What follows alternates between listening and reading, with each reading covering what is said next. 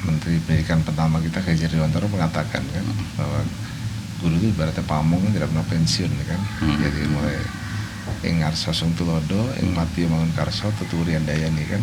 Jadi guru itu harus bisa to lead, to motivate, dan terakhir to inspire. Jadi nggak pernah pensiun guru itu. Merasa pensiun ya. PNS-nya boleh pensiun, tapi guru dia tidak pernah pensiun. Jadi kan negara-negara maju seperti Jepang, Jerman itu kan basisnya vokasi. Betul. Jadi mereka langsung lulus itu bisa kerja di industri.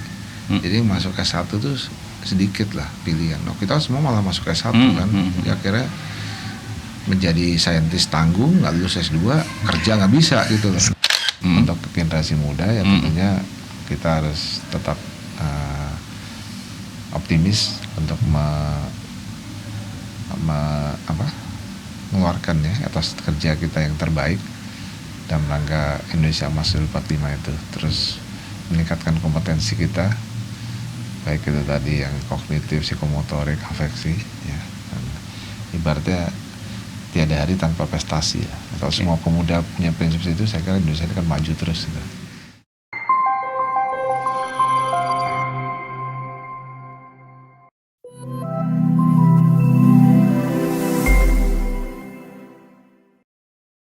Halo, assalamualaikum, apa kabar sahabat IPOL? Senang saya Timur Arif kembali hadir menyapa Anda dalam acara podcast Bincang si IPOL. Bicara berbagi info dan cerita yang sip dan pol hanya di ipol.id. Nah sahabat IPOL, di tengah perubahan cepat zaman akibat era digitalisasi dan globalisasi, Indonesia kini sedang menghadapi tantangan di dunia pendidikan, terutama di generasi Gen Z dan generasi Alpha yang tentunya memiliki situasi dan peran yang serba ingin cepat, instan, namun kreatif dalam hal digitalisasi.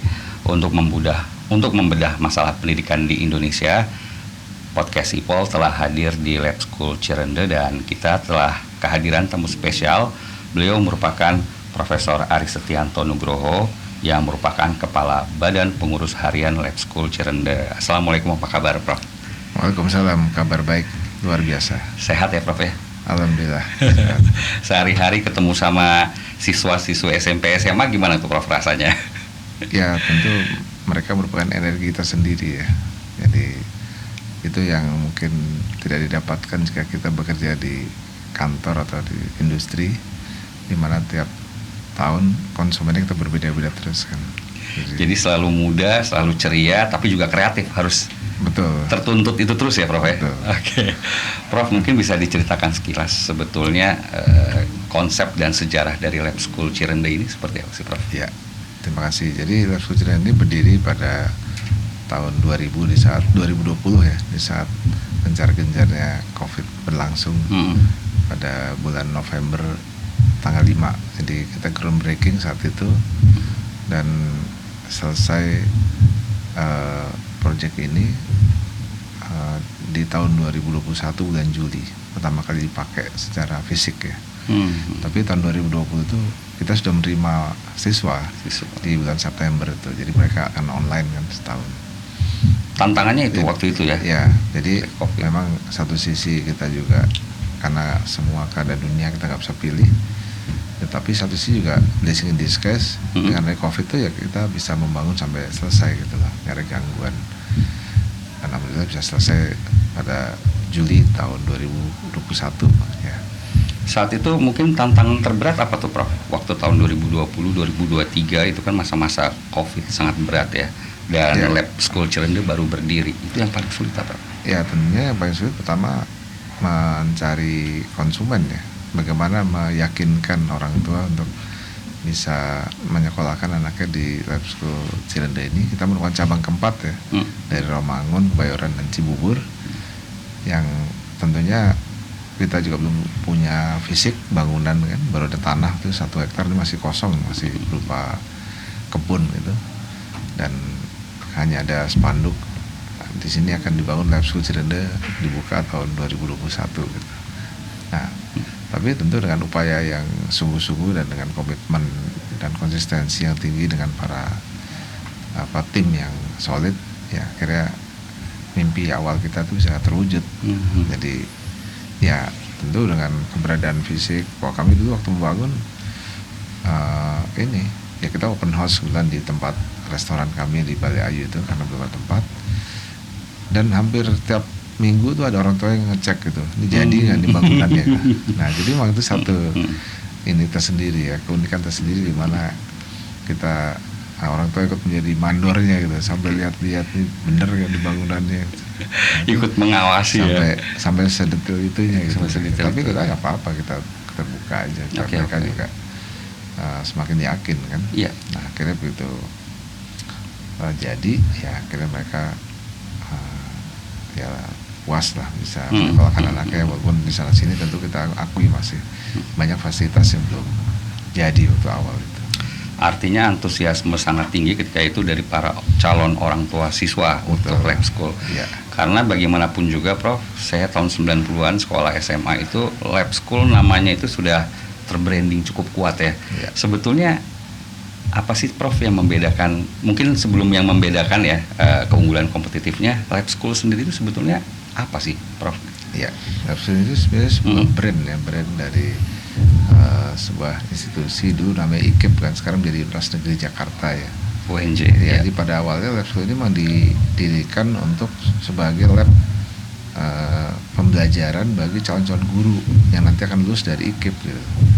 Jadi sejatinya di setiap IKIP di seluruh Indonesia tuh punya lab school.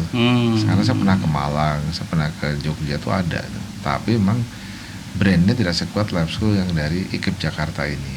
Nah karena waktu itu ada Prof. Komi Seniawan, ada Prof. Arif Rahman ya, yang tokoh-tokoh legend ya, pendidikan yang nasional dan mendunia gitu. Nah jadi tentu brandnya lab school UNJ ini berbeda dengan lab school IKIP yang lain-lain di seluruh Indonesia. Dan akhirnya diikuti juga oleh berbagai universitas kampus lainnya, Prof ya, model Betul. seperti ini ya. Ya. Oke. Prof, sebetulnya keunggulan kompetitif apa sih Prof dari lab school ini dibandingkan dengan SMA, SMP, pendidikan dasar menengah yang lainnya, Prof? Ya tentu kalau kita bicara lab school secara umum ya, kita kan sudah berdiri sejak tahun kita udah 60 tahun nih. Jadi luar biasa. Nah, kalau kita bicara di Romangun ya, dari ya tentu dengan segala kelebihan dan kekurangannya kita sudah diakui lah. Jadi intinya orang tua yang ingin anaknya tuh bersekolah di lab school tentu punya ekspektasi ya. Tentunya tidak hanya pintar secara otak, tapi juga memiliki kemampuan leadership yang baik dan juga soft skill yang mumpuni gitu loh. Jadi kalau kita tahu kan sekolah itu kan menghasilkan 3 kompetensi, kognitif, psikomotorik, dan afeksi kan.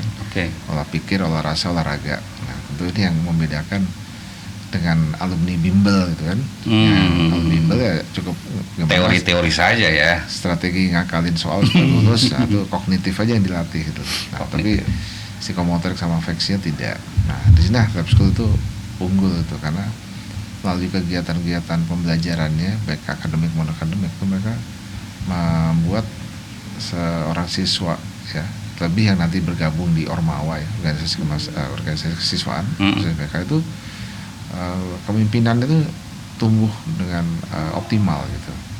Dan saya banyak melihat dan mengalami anak-anak yang tadi ya malu-malu itu waktu kelas 7 ya masuk, itu kelas 8 udah bunga usis itu sudah berani nyapa saya dan akhirnya berinteraksi dan ngobrol dengan saya gitu. Nah itu kan berarti tanda petik pembelajarannya sistem ya, membuat gimana anak yang tadinya malu-malu jadi mau mengekspresikan dirinya sehingga bisa berinteraksi dengan lingkungan yang baik gitu. Itu dia tuh Prof, sebetulnya permasalahan kita saat ini ya, tantangan generasi Z dan Gen Alpha itu kan malu-malu gitu ya. Beliau mungkin kreatif ya anak-anak itu ya, tapi dalam sisi sosialisasi, sisi aktualisasi diri itu mungkin masih jauh berkurang. Tapi sebelum masuk ke tantangan Gen Z dan Gen Alpha nih Prof, sebetulnya konsep student learning center ya, itu seperti apa sih Prof? Ya namanya aja student center learning ya. Student jadi center. Gimana pembelajaran berpusat kepada si siswa kan. Jadi ya kita tahu sejak zaman dulu kolonial sampai kemerdekaan dan lain-lain Orde Baru mungkin dianggap pembelajaran ini masih berpusat pada guru kan, teacher center learning. Nah jadi guru adalah satu-satu dan pusat dari ilmu pengetahuan. Padahal dan itu berubah kita di kampus. Di kampus kan dosen dan mahasiswa itu kan sebenarnya mitra gitu kan. Jadi kebetulannya mungkin dosennya lebih dulu tahu gitu. Itu bukan berarti dia yang paling benar gitu. Nah tentu membalikan tanda petik rezim itu kan tidak mudah gitu. Nah, tentu kita di lab school itu banyak kegiatan-kegiatan yang bisa mendukung gimana si anak itu menjadi pusat pembelajaran tadi gitu. Nah, jadi melalui kegiatan misalnya seperti kita kan ada armada ya SMA itu, jadi gimana siswa-siswa itu diajak ke kesatuan angkatan laut itu, gimana untuk nanti dia bisa belajar tentang keselamatan itu kan, ya kayak K3 begitu. Kemudian juga melatih leadership, kerjasama tim, terus interpersonal skill ya. Nah kemudian juga berada dalam suatu lingkungan tentara yang serba dianggap disiplin, keras. Nah itu kan harus dirasakan paling nggak selama 3-4 hari. Nah, ini anak SMP kita ini sedang 2 hari ini di Cilodong. Batalion 328. Waduh. Batalionnya Pak Prabowo Subianto, presiden kita. Jadi minimal mereka bisa melihat di mana dulu batalion yang bisa. Jadi Gen Z Gen Alpha harus siap digembleng ya untuk menghadapi tantangan ya. Ya tentu ini juga bagian dari tadi kan, melatih olah pikir, olah rasa, dan olahraga. Nah juga ini juga saya sampaikan juga kenapa pentingnya kita menguasai tadi olahraga tadi ya. Nah beberapa waktu lalu juga saya sebagai satu sisi kan saya sebagai dosen juga di Universitas lah. Saya kedatangan tamu dari Jepang yang merekrut alumni dan mahasiswa magang. Nah, saya ikutin dia mewawancara si mahasiswa itu sampai selesai. Jadi pertama ditanya itu, mereka 3 orang itu bareng. Saya kaget. Bisa nebak nggak, Mas Timur? Pertanyaan. Iya, tanya pertama si employer dari Jepang itu apa? Waduh, saya have no idea deh. Yang ditanya tuh sepele. Apakah Anda punya olahraga yang ditekuni? Jadi nggak cuma olahraga, tapi olahraga yang ditekuni. Jadi kalau kamu punya kebiasaan jogging, kamu punya target nggak lari seminggu itu berapa kilo? Setahun berapa kilo? Nah, itu. Jadi bukan akademik atau apa yang ditanyakan ya? Gue bisa bahasa Jepang itu nanti. Tapi pertama gimana? Jadi tipikal masyarakat di negara maju itu kan mereka orientasinya gerak dan juga menulis kan. Cirinya kan itu. Kalau kita bangsa yang masih berkembang kan ngobrol dan makan gitu. Jadi nanti gimana harus beralih ke menulis dan bergerak gitu. Jadi, itu tantangan kita. Nah, mereka langsung tanya, kamu punya nggak? Karena nanti jangan sampai merepotkan kan, di sana 4 musim ya kan.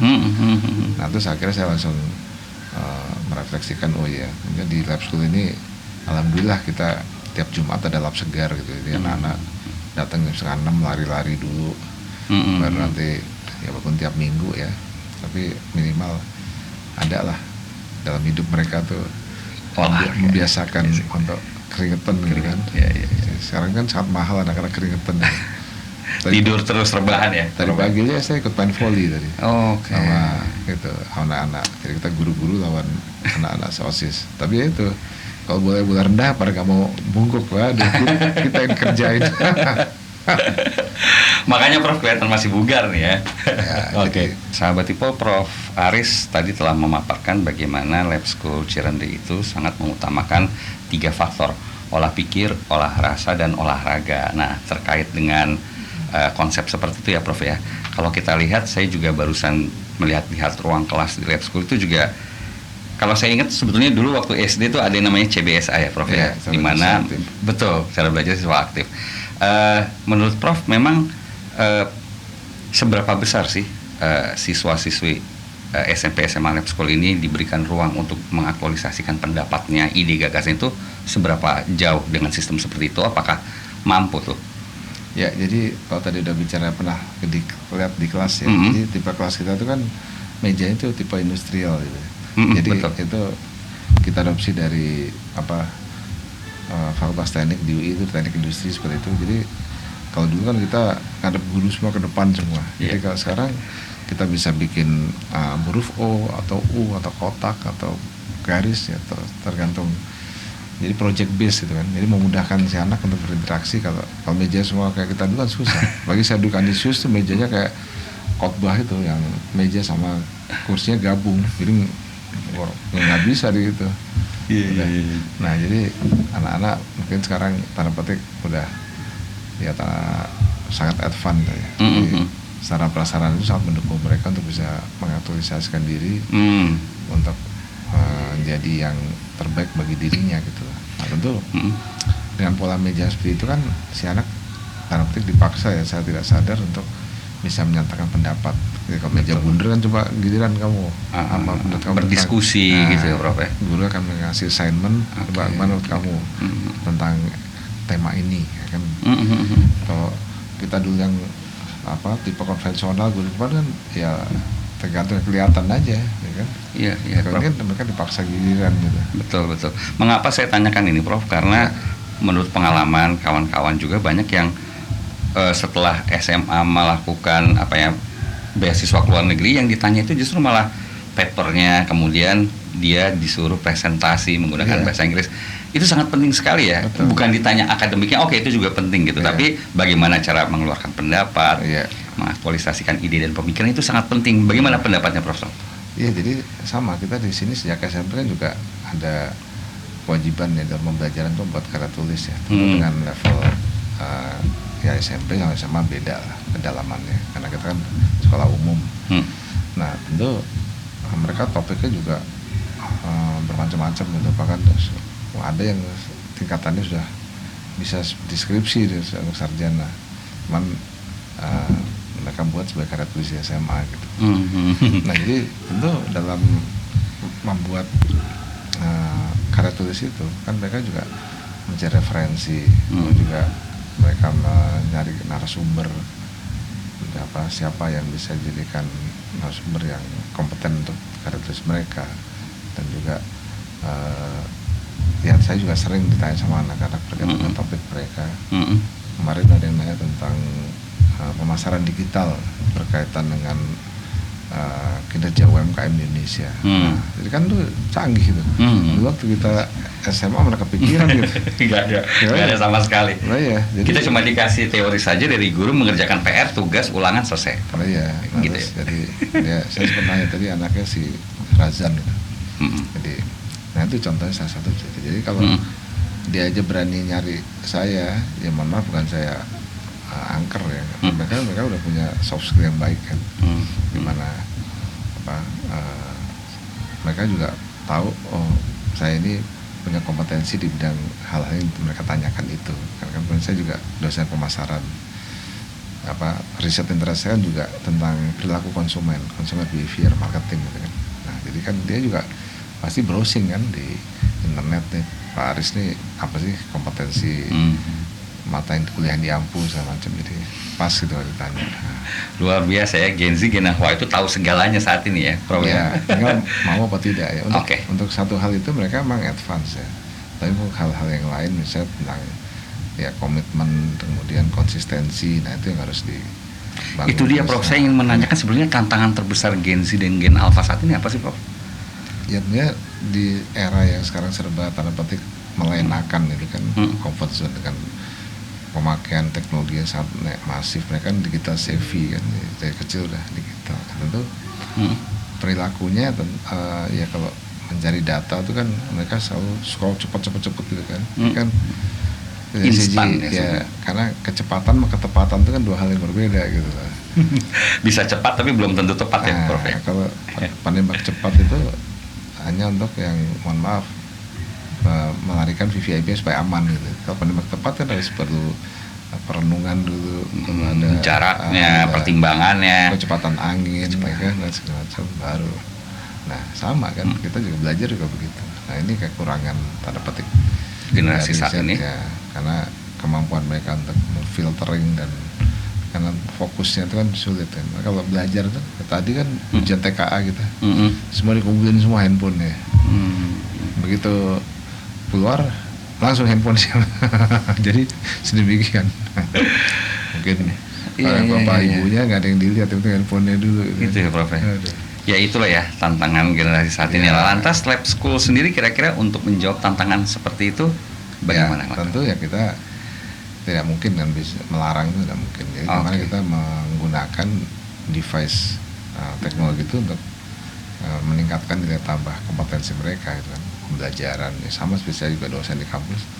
Kita melarang mahasiswa tidak pakai HP susah. Nah, daripada itu ya udah buka aja jurnal, cari tentang tema yang kita bahas kan sekalian gitu kan, kita belajar sambil. Artinya lab school berdampingan dengan digitalisasi untuk yang SMA ya. Kalau yang SMP kan tetap SMP belum boleh. SMP kan tetap disimpan handphonenya. Kalau SMA begitu. Jadi bahkan banyak anak-anak dari sekolah yang berbahasa Inggris itu pengantarnya kita minta juga para guru udah jangan dipaksa untuk bahasa Indonesia. Jadi mereka nanya ada bahasa Inggris nggak apa-apa, jawab guru bahasa Indonesia jawab nggak apa-apa juga. Jadi mereka berpikir dua bahasa terus biar lebih pintar kan. Bilingual ya, luar biasa Prof. Nah ini Prof dia menyinggung tentang guru. Kalau menurut Prof. Aris sendiri di lab school posisi tenaga pendidik itu seperti apa Prof? Ya pendidik kita para guru ya itu tentu minimal berlatar belakang sarjana S1 dengan segala macam bidang yang mereka harus kuasai sesuai mata pelajaran yang mau diampu kan. Ya jadi kita ada yang dari UNJ, ada yang dari Gajah Mada, macam-macam lah, dari Surabaya juga ada, dan ada juga yang sudah S2 dan juga untuk mengkonfirmasi komitmen dan kompetensi mereka sebagai guru kan ada sertifikasi guru ya, itu aturan nasional kan yang harus diikuti. Tapi juga di luar itu kita juga menyekolahkan, memberikan training bahasa Inggris tentang TOEFL atau juga kompetensi lain yang diperlukan untuk misalnya literasi keuangan bagi guru koperasi ya, financial literasi, guru IT juga ada pelatihan dari Microsoft itu tambahan dari kita. Jadi hard skill-nya sangat diutamakan tentunya ya Prof ya. Tentu hard skill dan juga soft skill ya. Karena mereka juga banyak kan guru-guru kan juga masih muda ya kan. Jadi yang ngajar 5 tahun 10 tahun belum ada lah, paling banyak 5 tahun itu hanya 3-4 orang kali. Yang lain tuh brand new dari lulus langsung ngajar gitu. Nah, tentu kan juga perlu penyesuaian karena bisa aja dianggap ya mohon maaf ya kan dengan relasi yang modern saat ini kan kepatuhannya beda. Adab ya. Oke, itu yang perlu integritas ya. Betul, jadi adab kadang-kadang dianggap seperti kakaknya aja gitu. Ya. Nah, ini kan juga harus ya memang nggak bisa dihindari karena usia mereka juga masih 25, 26 gitu kan. Segenerasi lah ya, walaupun berbeda tapi sebetulnya masih dalam spektrum yang sama usianya gitu ya Prof ya. Kalau SMA aja 17 kan beda cuma 9 tahun. Ya. Prof, kalau seperti itu berarti Prof memandang selain transfer ilmu dari guru ke siswa, sebetulnya fungsi peran guru di lab school itu yang Prof bayangkan, yang Prof inginkan seperti apa sih? Ya tentunya mereka menjadi teladan ya, menjadi sumber inspirasi ya, seperti Pak Menteri Pendidikan pertama kita K.J. Dewantara mengatakan kan bahwa guru itu ibaratnya pamong tidak pernah pensiun kan. Jadi mulai ing ngarsa sung tulodo, ing mati mangun karso, tuturian dayani kan. Jadi guru itu harus bisa to lead, to motivate, dan terakhir to inspire. Jadi nggak pernah pensiun guru itu. Merasa pensiun ya. PNS-nya udah pensiun, tapi guru dia tidak pernah pensiun. Jadi gimana dia selalu bisa menjadi sumber inspirasi bagi anak didiknya. Bahkan ketika sudah di luar sekolah sekalipun ya. Kalau kita lulus kan juga guru tetap guru kita kan. Nggak ada bekas guru. Ada bekas guru. Iya. Baik Prof. Sama bekas orang tua udah dua. Oke. Baik sahabat Ipol, kalau berbicara terkait dunia pendidikan tentu juga tak terlepas dari dunia pekerjaan. Nah Prof, saat ini kalau kita berbicara terkait dengan lapangan pekerjaan nih, kita memasuki era di mana disebut gigs ekonomi ya Prof ya. Gigs ekonomi di mana kita itu bekerja dengan proyek yang pendek gitu ya, tidak ada karyawan tetap, dan lain sebagainya karena era digitalisasi. Ya, VUCA gitu. Ya, menurut Prof, apa pandangannya Prof? Ya memang itu sesuatu yang tidak bisa kita hindari. Kita itu kan di era VUCA, volatile, uncertainty, complexity, ambigu kan. Ambigu contohnya kayak kita naik Gojek gitu, dibilang angkutan umum tapi platnya hitam gitu kan. Itu kan ambigu tuh, legal tidak legal. Jawabnya juga dengan VUCA juga, vision, understanding, clarity, dan agile. Nah jadi Harus ulet juga ya. Kita harus punya visi yang jelas, mimpi kita apa, terus gimana cara merasakan mimpi itu melalui misi, strategi, dan tata kelola, ya kan. Nah kemudian setelah itu tadi clarity, kejelasan, ya kan. Jadi ibaratnya ada badai di tengah laut, tapi kan tujuan kita kan harus ke pelabuhan mana tuh kan kita harus paham Tahu ya. mana yang itu jangka pendek, mana jangka panjang. Kita jangan sampai keliru dalam menetapkan prioritas itu kan. Terakhir agile, lincah ya. Kalau kata orang Betawi kagak ada matinya lah gitu. Jadi ibaratnya kita mencoba semua peluang-peluang possibility yang memungkinkan untuk bisa kita survive dan menangkan persaingan di era sekarang ini gitu. Dan Lab School sudah beradaptasi dengan gigs ekonomi itu, Prof? Ya kita sebagai contoh ya, kita kan tiap tahun di SMA ini punya kegiatan pentas seni. Nah pentas seni ini sangat luar biasa, bukan karena apa-apa, karena saya dulu kalau saya zaman saya SMA saya nggak bisa gitu nih. Jadi mereka bisa mengelola sebuah kegiatan pentas seni di luar sekolahnya ya, dan di gedung hall basket Istora, dan kemarin tuh di Istora penontonnya sekitar 7.000 orang. Itu kelas 11, umur 17-16 tahun. Mereka sudah belajar mengelola sebuah pameran. Jadi, ya. satu angkatan itu mereka gimana mengelola sebuah pentas seni, musik dan lain-lain ya, lukisan, pameran dan lain. Jadi menjadi sebuah karya yang bisa dinikmati oleh masyarakat, masyarakat luas gitu. Jadi ya kita kalau di kampus kan ada kan ilmu MICE ya, meeting, manajemen event gitu. Oh manajemen meeting center. Jadi mereka itu kalau di sertifikasi itu udah KKNI level 4 itu, maka setingkat SMK plus gitu ya.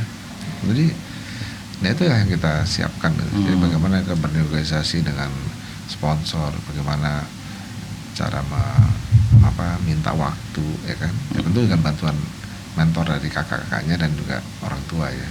Nah di sini kehebatan dari kita tuh gimana buat ekosistem yang semuanya saling mendukung gitu, untuk bisa bagaimana menggolkan acara pentas ini dengan sukses. Dan kita alhamdulillah kemarin tanggal 9 Agustus itu kita pertama kali konser di Istora yang diundang ada Parade Hujan, ada Denny Caknan, ada Kahitna, ada Cheng Cuter, ada Shalon Seven. Nah, bukan main ya, semua. Jadi itu mengundang Shalon Seven tuh nggak gampang, nggak semua ada mau di pensi-pensi itu. Nah jadi itu kan di situ udah ini ya, kita akui gimana mereka how to negotiate gitu kan. Itu sangat cerdas itu, bisa merayu udah ke kamu, karena tuh kita bersaing dengan lab school yang lain-lain juga kan. Ya, kalau udah mereka di sini pasti nggak mau yang ke lain kan. Nah itu kan ada gengsi juga ya bro. Ada itunya juga. Tapi juga satu sisi penonton juga penuh, mereka bisa menikmati spektakel. Satu sisi juga ada yang dampak yang tidak kita inginkan. Apa itu? Jadi food and beverage-nya nggak laku. Kenapa bro? Ya karena penontonnya di dalam semua nggak mau keluar makan gitu. Istirahatnya break maghrib itu setengah jam masuk lagi. Waduh bukan main. Okay. Jadi mereka berani lapar sampai jam 11 malam demi nonton pertunjukan supaya nggak rugi. Jadi sampai begitunya. Prof, kegiatan apa lagi nih Prof di Lab School yang menjadi keunggulan? Ya itu salah satu tadi kita pentas seni ya, Rendezvous itu yang benar-benar mereka melatih lah kompetensi soft skill itu. Ya dimana mereka juga ya dengan saya juga, karena saya mentoring di bidang sponsorship, gimana buat proposal dan macam dan juga ya kita makanya juga bisa tahu kan orang industri itu nggak bisa ditunda-tunda itu. Mereka juga harus ya tanda petik ya harus mesti dibentak-bentak juga. Jadi itu yang yang mahal di situ. Di situ ya Prof ya.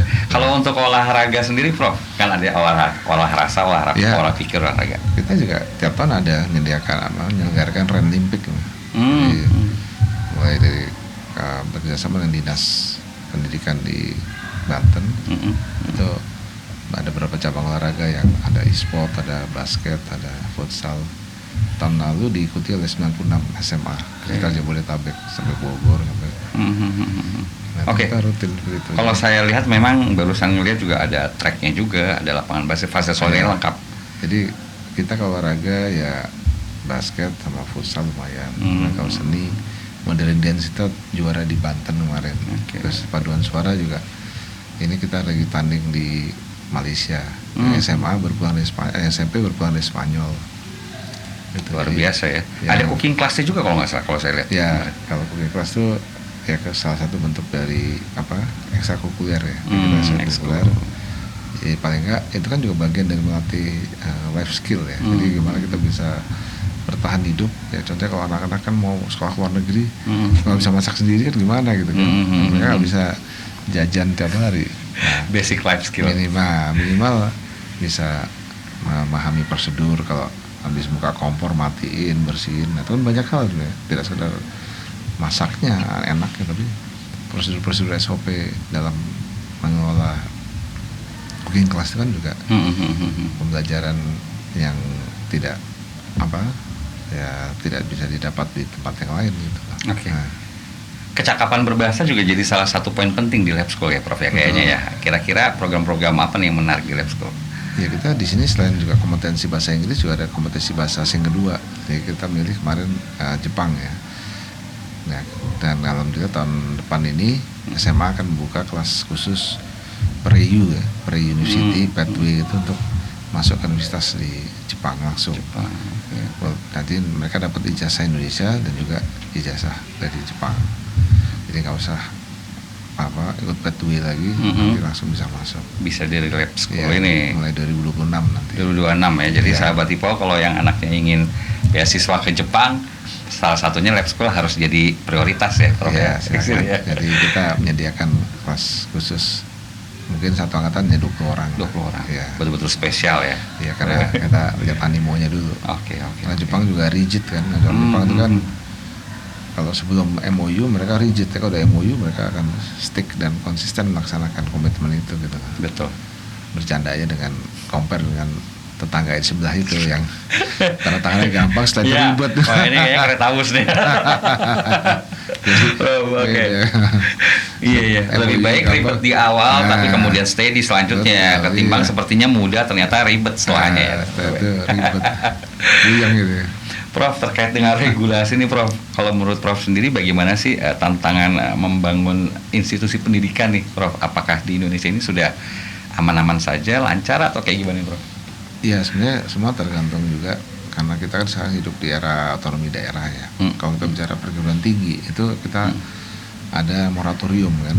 Jadi pendidikan-pendidikan yang soshum itu 10 tahun ini nggak boleh buka. Jadi S1 ekonomi gitu nggak boleh. Yang boleh itu yang istilahnya matematik STEM ya, sains, teknologi, engineering, matematik. Nah, jadi sama vokasi gitu. Nah, karena apa? Memang ya dulu bukan saya menyalahkan rezim pemerintahan dahulu ya. Jadi untuk membuat sekolah vokasi atau berdaya saing siap untuk kerja itu kan tidak mudah dan mahal labnya. Jadi kan negara-negara maju seperti Jepang, Jerman itu kan basisnya vokasi. Betul. Jadi mereka langsung lulus itu bisa kerja di industri. Jadi masuk S1 itu sedikit lah pilihan. Kita semua malah masuk S1 kan. Ya akhirnya menjadi saintis tanggung, nggak lulus S2, kerja nggak bisa gitu. Skillnya juga tanggung ya Bro. Makanya kita melihat itu harus intervensi dengan apa yang disebut dengan SKPI, surat keterangan pendamping ijazah. Jadi sekarang orang tidak lihat lagi IP kamu, nilai ijazah kamu, tapi kamu bisa apa gitu. Nah itu semua dinyatakan di situ. Jadi misalnya SMA nih, kamu pernah ikut pengelola mengadakan pentas seni Rendezvous, perhelatan senilai 1,5 miliar, kamu sebagai artis manajer atau apa kan, itu kan lebih menarik kan. Betul. Kompetensi bahasa dinyatakan dengan sertifikasi TOEFL atau sekolah Jepang apa, Cina apa, NHK segala macam. Terus kemudian aktif dalam kepanitiaan apa, wisuda segala macam. Nah, itu kan lebih menarik kan. Ketimbang angka-angka A, B, C, D atau angka ya, Pak. Jadi makanya itu SKP itu menjadi SKP. Ya, bukan penunjang ya. Itu menjadi penarik bagi employer untuk merekrut alumni kampus atau SMA yang menyiapkan soft skillnya dengan lebih serius gitu. Oke.